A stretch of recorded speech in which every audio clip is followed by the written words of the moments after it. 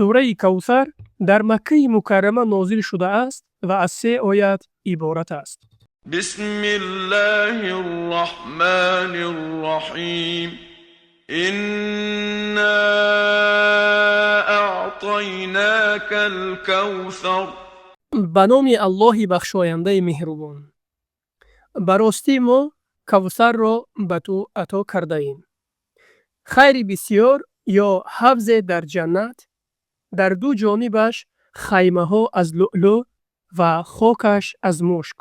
فصل لربك وانحر пас ба ихлос барои Парвардигорат намоз бихон ва бар номи ӯ қурбонӣ кун.